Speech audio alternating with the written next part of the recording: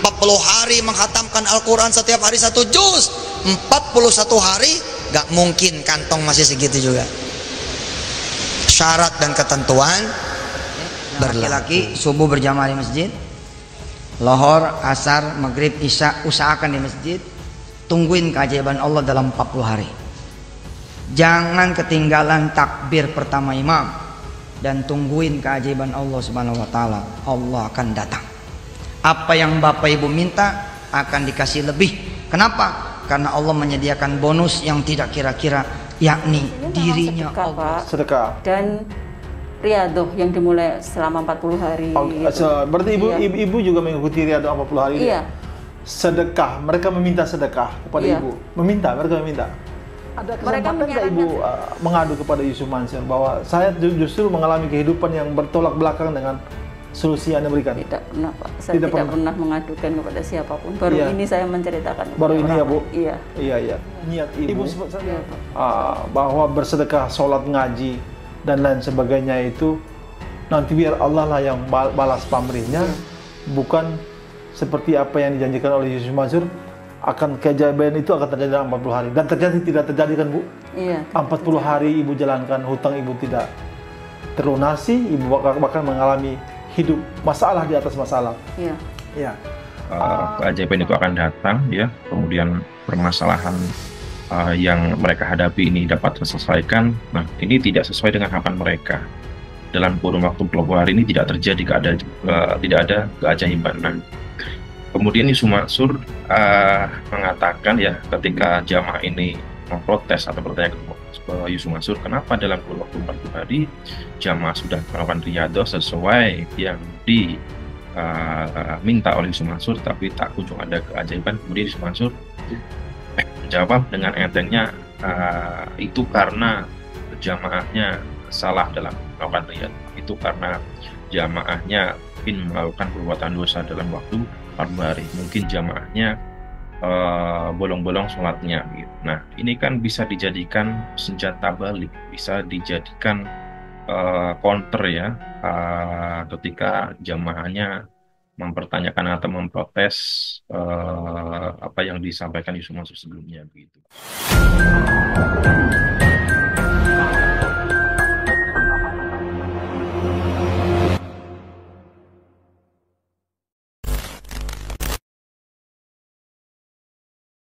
Dengan riadoh, ya. Jadi Yusuf Mansur ketika meminta atau mengajak jamaahnya untuk bersedekah dengan iming-iming dalam kurun waktu 40 hari jamaah akan mendapat keajaiban, ya. Jadi segala permasalahan dari jamaahnya ini akan mendapat solusi dalam kurun waktu 40 hari begitu, dengan catatan dan dengan syarat ketentuan, yakni jamaah harus melakukan yang namanya riadoh, ya. Jadi jemaah harus rutin sholat waktu, kemudian sholat malam, sholat duha, wirid, dan segala macam begitu.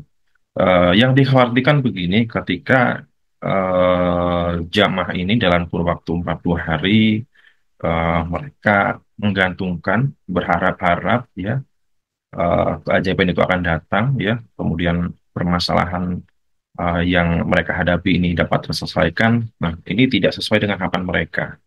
Dalam kurun waktu 40 hari ini tidak terjadi tidak ada keajaiban. Nah, kemudian Yusuf Mansur mengatakan, ya, ketika jamaah ini memprotes atau bertanya ke Yusuf Mansur, kenapa dalam kurun waktu 40 hari jamaah sudah melakukan riadoh sesuai yang diminta oleh Yusuf Mansur, tapi tak kunjung ada keajaiban. Kemudian Yusuf Mansur menjawab dengan entengnya, itu karena jamaahnya salah dalam melakukan riadoh, itu karena jamaahnya mungkin melakukan perbuatan dosa dalam waktu 40 hari, mungkin jamaahnya bolong-bolong sholatnya gitu. Nah, ini kan bisa dijadikan senjata balik, bisa dijadikan counter, ya, ketika jamaahnya mempertanyakan atau memprotes apa yang disampaikan Yusuf Mansur sebelumnya begitu. Ini pun terjadi, ya. Saya juga sudah berdiskusi atau berbincang-bincang dengan yang namanya Bu Rita. Ini seorang ibu dari Jogja, ya, ini mantan ASN. Ketika Ibu Rita ini mendapat permasalahan terkait hutang piutang, ya, ini kemudian mendatangi Yusuf Mansur, bertanya bagaimana solusinya, dan Yusuf Mansur menyarankan Gurita ini untuk bersedekah dan juga melakukan riyadhah selama 40 hari begitu. Dan ketika Gurita ini melakukan riyadhah dan mensedekahkan sejumlah uang kepada atau Maulwi Sumasur. Nah, ini tidak ada keajaiban yang terjadi, justru kehidupan Abu Rita makin terpuruk. Nah, inilah yang dikhawatirkan teman-teman. Itu pun kan sudah disampaikan oleh ustadz-ustadz lain ya, seperti biaya. Misalkan ketika terjadi permasalahan hutang, apa yang didahulukan? Ya, apakah bersedekah atau melunasi kewajiban membayar hutang terlebih dahulu? Nah, kalau misalkan jamaahnya ini mempunyai hutang, kemudian sebenarnya ketika mempunyai uang, ya ini bisa digunakan untuk bayar hutang, nah, tetapi justru malah digunakan untuk bersedekah dengan harapan nanti akan ada keajaiban, ada akan rezeki yang lebih besar bisa digunakan untuk bayar hutang dan mendapat keajaiban lebih, kemudian dapat rezeki yang lebih gitu.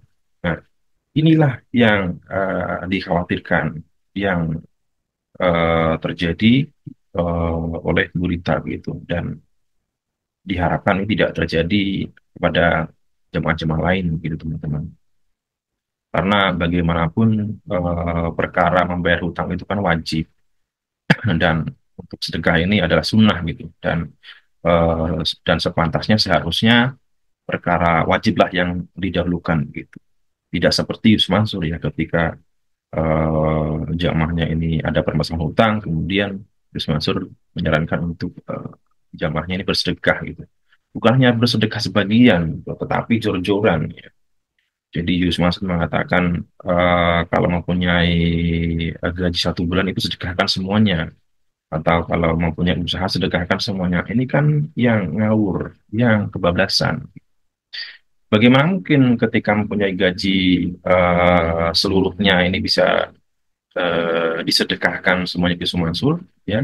Kemudian bagaimana nanti selanjutnya nasib jamaah ini kepada keluarganya, kepada anak-anaknya, nafkahnya bagaimana begitu. Nah, ini kan tidak difikirkan oleh Sumansur.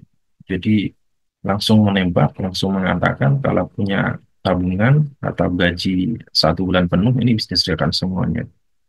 Ini ya yang tidak tidak pantas atau tidak seharusnya disampaikan begitu.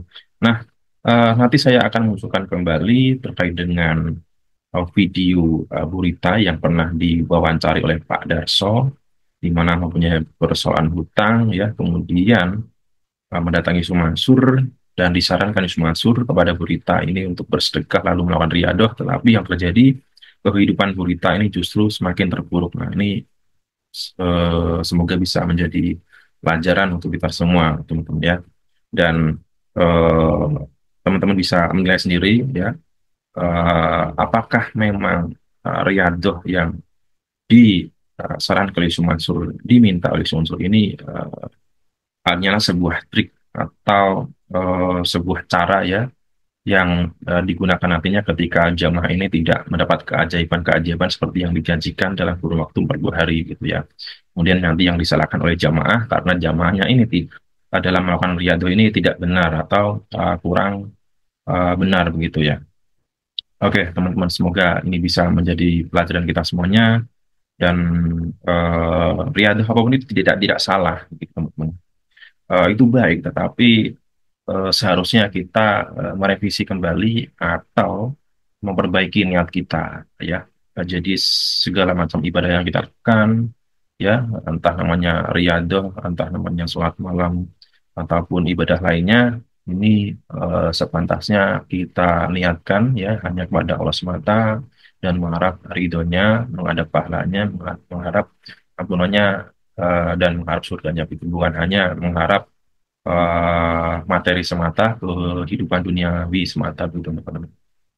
Ya, kita pasti meyakini Allah akan membalasnya, tetapi itu hak prerogatif Allah dan kita tidak bisa atau menuntut bahwa atau meyakini, menjamin bahwa itu akan terjadi dalam kurun waktu tertentu.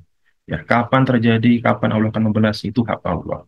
Apakah nanti dibalasnya di dunia, apakah dibalasnya di akhirat itu hak Allah gitu. Tidak sepantasnya kita sebagai manusia ini bisa mendahului ketentuan Allah gitu.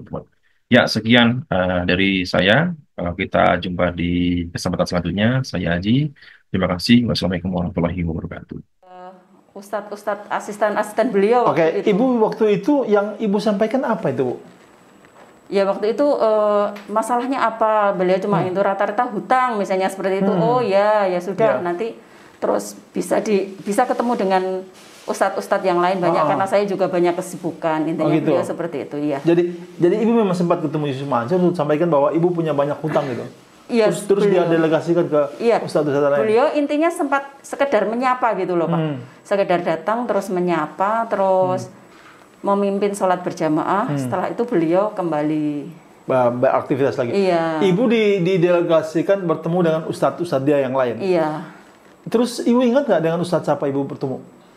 Banyak Pak, waktu itu ada Ustadz Hendi Irawan. Ustadz Hendi Irawan. Ustadz Jamil. Ustadz Jamil. Terus cuman memang yang tidak secara khusus juga. Jadi intinya beliau cuma memberikan seperti ceramah. Jadi kita cuma dikumpulkan beberapa orang. Jadi intinya tidak terus dikucing satu-satu gitu tidak. Oke. Maksudnya beberapa orang ya. Iya. Bertemu dengan umumnya dengan satu ustadz. Itu apa yang Ibu sampaikan, apa yang mereka sampaikan? Ya cuman intinya karena beliau kan sudah tahu permasalahan kami semua hampir sama ya Pak ya. Banyak intinya hutang, berkonsultasi karena masalah hutang, terus ada juga yang jodoh, ada yang bisnisnya bangkrut. Ya intinya solusinya kan sama, hampir sama. Jadi cuma dikumpulkan waktu itu banyak, hampir 30-an orang kok. Jadi intinya tidak terus secara satu-satu ditemui, tidak. Cuma beberapa ustadz jadi gantian. Ibu ingat nggak solusi yang disampaikan oleh para ustadz-ustadznya Yusuf Mansur itu apa, Bu? Solusinya memang sedekah, Pak. Sedekah. Dan riadoh yang dimulai selama 40 hari. Gitu. Berarti Ibu juga mengikuti riadoh 40 hari ini? Iya. Sedekah, mereka meminta sedekah kepada Ibu? Mereka meminta? Mereka menyarankan sedekah memang. Terus memang menyarankan karena intinya memang menyarankan sedekah, tapi kan kita waktu itu tidak tahu akan dia kemana gitu ya Pak ya. Tidak disebutkan kemananya, memang jadi kita semuanya ya bersedekah di situ.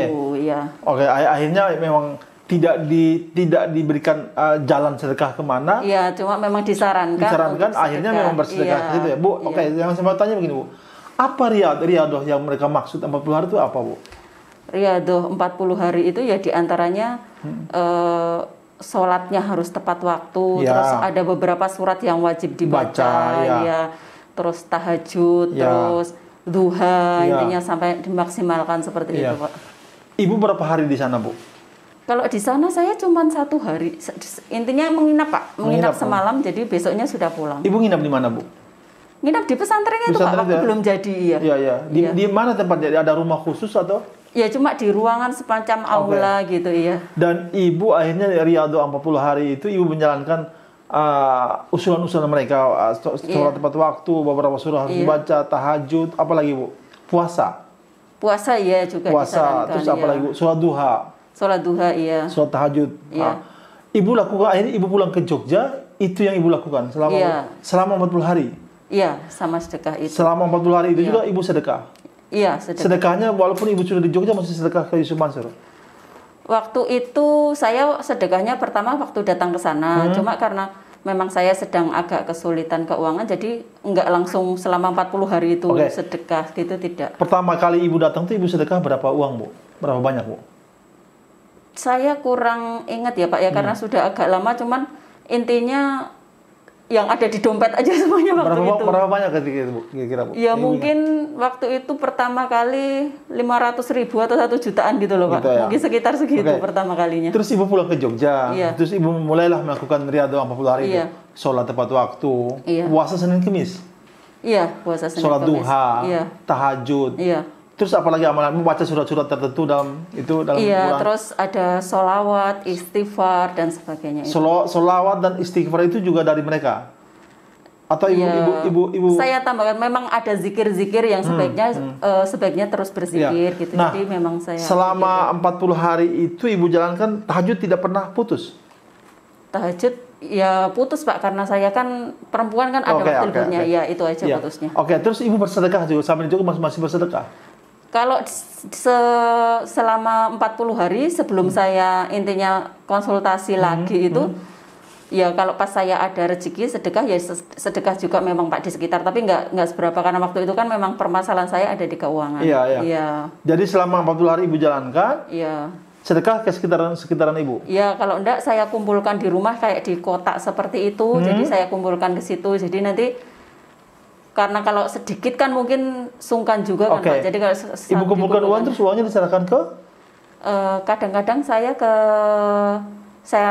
ke kantor PPPA cabangnya itu kadang-kadang. PPPA di mana tuh Bu? Di Jogja? Kadang-kadang di Jogja, kadang-kadang pernah di Magelang juga. Ibu sedekahnya transfer atau ngantar langsung? Pernah transfer juga sih Pak. Ke PPPA di Jogja dan di Magelang? Kalau PPPA itu kan rekeningnya pusat Pak. Oh, jadi berarti ibu transfernya ke iya, kalau rekeningnya pusat. Cuman kalau ke PPA cabang itu juga itu nggak banyak mungkin, cuman paling beberapa kali kalau pas ke sana. Jadi PPPA itu adalah lembaga bentukan Yusuf Mansur. Di Jogja PPPA itu masih ada sampai sekarang Bu? Saya kurang tahu Pak kalau sekarang. Kurang tahu ya. Oke. Nah, dihitung-hitung selama 40 hari pertama itu ibu bersedekah kepada PPPA atau Yusuf Mansur berapa banyak Bu? Saya agak lupa ya Pak ya.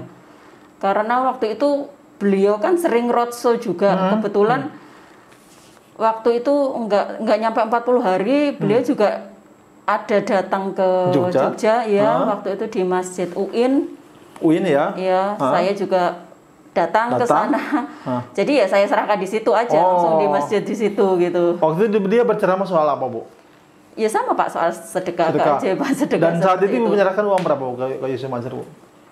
Hasil dari kotak itu sama uang yang di dompet aja ya seadanya itu langsung. Banyak gitu. dong Bu? Ya, nah ukuran saya waktu itu karena waktu itu permasalahan saya juga hutang ya, menurut saya ya lumayan juga. Berapa banyak Bu yang ibu ingat Bu? Ya minimal kalau misalnya pas datang kayak gitu berapa ya Pak ya, mungkin antara 500, 1 juta, antara segitu ya. Oke, yang saya tanya berikutnya, ibu setelah 40 hari itu, ibu masih menjalankan puasa, tahajud, duha, baca-baca itu nggak? Apa berhenti di hari ke-40? Waktu itu kalau 40 hari karena memang misalnya belum ada perubahan menurut saya ya. Kalau saya sih cuma menyadari saja ya Pak ya, mungkin intinya Allah mungkin belum ridho sama saya, jadinya ya intinya setiap saya konsultasikan ya mungkin memang saya mungkin apa sedekah saya kurang banyak atau gimana pikir saya waktu itu saya nggak tahu sih. Cuma tapi tetap saya jalankan, tapi tetap sedekah itu juga tetap saya jalankan. Berarti setelah 40 hari itu lewat, ibu masih tahajud, masih menjalankan riyadhah itu lah. Juga masih bersedekah kepada Yusuf Mansur setelah 40 hari itu. Iya, seringnya ke situ Pak. Seringnya ke situ ya. Berarti setelah 40 hari itu ibu tetap bersedekah ya. Itu dengan cara mentransfer. Ya, tapi seringnya ketemu langsung karena roadshow-nya waktu itu kalau misalnya kotanya masih dekat masih bisa saya jangkau, saya insya Allah pasti. Di antaranya kota yang dekat itu apa? Magelang sini? Iya, Magelang, Muntilan, Solo. Berarti ibu ikuti perkembangan Yusuf Mansur kemana-mana ibu? Iya, selama sampai tahun 2012 sampai 2014, 2015 itu saya mengikuti beliau Pak. Jadi kalau beliau datang ke Jogja dan sekitarnya ibu ngikutin? Iya. Dan ibu langsung bersedekah juga? Ibu mulai berhenti ngikutin Yusuf Mansur itu kapan Bu? Sekitar tahun 2018 Pak. Nah sekarang yang saya tanya, setelah ibu menjalankan semua usulan-usulan Yusuf Mansur itu, hutang ibu terlunasi? Memang tidak Pak, tidak terlunasi. Dan waktu itu saya memang tidak berpikir panjang, malah memang bertambah. Ya. Saya sampai berhutang ke beberapa orang lagi. Untuk menutupi hutang yang kemarin? Ya, terutama untuk menutupi hutang kemarin juga. Dan karena memang kadang penghasilan saya kan sudah saya utamakan untuk sedekah dulu kan. Iya. Jadi penghasilan ibu maksud dari gaji ibu? Iya. Jadi ibu ini, gaji dia utamakan untuk bersedekah. Dan itu sedekahnya berarti transfer kepada PPPA atau Yusuf Mansur ya, Bu? Iya. Luar biasa Ibu ini. Jadi gaji dia diutamakan untuk mentransfer kepada Yusuf Mansur sebagai sedekah. Malah hutang Ibu makin banyak, Bu. Iya, makin banyak, Pak. Jadi terus setelah hutang Ibu makin banyak, sedekah juga nggak berhenti kepada Yusuf Mansur. Terus gimana, Bu, Ibu mengakhiri itu semua, Bu? Ya, akhirnya saya mengakhirinya karena tahun 2019 lah, Pak. 2018 akhir itu puncaknya. Ya. Saya jadi kena masalah memang. Beberapa ada yang saya pinjami uang itu memang jadinya melaporkan saya. Ibu ke polisi? Iya. Oh. Seperti itu. Di tahun berapa itu, Bu? 2018. Ada kesempatan nggak Ibu mengadu kepada Yusuf Mansur bahwa saya justru mengalami kehidupan yang bertolak belakang dengan solusi yang Anda berikan? Tidak pernah, Pak. Saya tidak pernah mengadukan kepada siapapun. Baru ini saya menceritakan. Baru ini ya, Bu? Iya. Iya. Ibu, yang saya mau tanya. Iya. Kalau Ibu rasa-rasa itu ada berapa uang yang Ibu sedekahkan kepada Yusuf Mansur, Bu? Ada 100 juta? Saya rasa lebih ya, Pak ya, tapi saya tidak ingat jumlahnya. Luar biasa. Iya. Dan itu periodenya dari tahun 2012 iya, sampai tahun 2000 sebelum Ibu masuk penjara. Sampai 2016, 2017 itulah saya berhenti. 2017. Dia Ibu ini dari dari tahun 2012 bersedekah kepada Yusuf Mansur sampai tahun 2017. Iya. Justru tahun 2019 Ibu ini masuk penjara ya, Bu? Iya. Ibu masuk penjara, berhenti dari ASN dan diceraikan suami. Luar biasa. Nah, yang saya mau tanya sekarang kan sudah berapa tahun Ibu keluar dari penjara ya? 3 tahun ya? 1 tahun, Pak. 1 tahun ya. Hutang-hutang Ibu apa sudah selesai atau? Kalau yang berhubungan dengan institusi, karena saya keluar itu harus saya selesaikan. Sudah sih, Pak. Ada kurang sedikit, terus ada yang ke beberapa orang itu ada yang masih, terus sekarang saya angsur sedikit demi sedikit. Maaf, Bu, Ibu sekarang bekerja apa? Bu? Saya belum bekerja, Pak. Jadi jadi hanya ya kalau misalnya ada teman ya membantu teman. Iya. Anak Ibu udah berapa, Bu? Anak saya 2, Pak. 2. Dengan Ibu atau dengan mantan suami Ibu? Dengan mantan suami. Mantan suami. Iya. Kalau mantan suami tinggal di mana, Bu, dengan anak-anak? Tinggal di Jogja. Iya. Di Jogja ya. Terus Ibu sekarang tinggal dengan? Saya tinggal sendiri, Pak. Tinggal sendiri. Dengan rumah sendiri? Enggak, saya ngontrak. Ngontrak ya. Iya. Ya, bagus. Sehingga suatu waktu Ibu melihat channel saya, terus ada nomor HP saya, terus Ibu hubungi saya, dan malam ini saya bertemu Ibu Rita di Magelang sini, dan inilah kisah dia. Luar biasa ya, Bu ya. Iya, Bu. Ibu, ada nggak teman Ibu yang senasib dengan Ibu yang juga bersedekah dengan Yusuf Mansur, menjalankan riyadhah dari Yusuf Mansur, tapi mengalami keadaan hidup yang bertolak belakang dengan apa yang selama ini dia gembor-gemborkan? Yang Ibu tahu? Kalau saya tidak tahu. Tidak tahu ya? Iya. Tapi yang pasti orang-orang yang awalnya mengagumi Yusuf Mansur terus menjalankan apa yang dia tausiahkan, malah bertentangan dengan apa yang selama ini dia kagum-kagumkan. Bahwa Yusuf Mansur selalu memberikan cerita-cerita bahwa orang bersedekah itu langsung bla bla bla, sukses luar biasa. Tapi sesungguhnya saya pernah menulis buku Yusuf Mansur menyebar cerita fiktif, menjaring harta umat itu susah. Bahkan tidak ada yang terkonfirmasi. Ada yang pernah saya konfirmasi, tapi bertentangan dengan apa yang diceritakan. Bu, saat ini Ibu sudah keluar dari penjara, sudah ditinggalkan suami, sudah tinggal sendiri. Ibu masih menjalankan riyadhah yang pernah Yusuf Mansur sarankan itu, tahajud, masih, Bu? Ya, kalau saya sekarang intinya saya jalankan ya sesuai perintah agama ya, memang saya jadi ya saya tahajud, tetap saya istighfar, tetap ngaji, tetap sholat waktu, tetap puasa gitu. Cuma saya sekarang tidak membataskan seperti 40 hari dan sebagainya. Ini yang penting. Intinya bahwa kita bersedekah, kita berpuasa, kita sholat segala macam lillahi ta'ala, bukan karena sesuatu yang diiming-imingi oleh Yusuf Mansur gitu ya, Bu. Itu mungkin mindset Ibu kan yang pertama yang salah itunya, Bu. Iya, Bu. Terlalu berharap matematika sedekah itu, terlalu berharap matematika keajaiban itu, sehingga ibu menjalankan semua riyadhah itu, semua ibadah itu dengan pamrih. Begitu ya, Bu? Iya, mungkin, Pak. Jadi ibu bersedekah pengen pamrih, jadi ibu harus rubah mindset ibu, niat ibu, Pak. Bahwa bersedekah, sholat, ngaji, dan lain sebagainya itu nanti biar Allah lah yang balas pamrihnya, bukan seperti apa yang dijanjikan oleh Yesus Mazur, akan keajaiban itu akan terjadi dalam 40 hari. Dan tidak terjadi kan, Bu? Iya. 40 hari ibu jalankan, hutang ibu tidak terlunasi, ibu bahkan mengalami hidup masalah di atas masalah. Iya.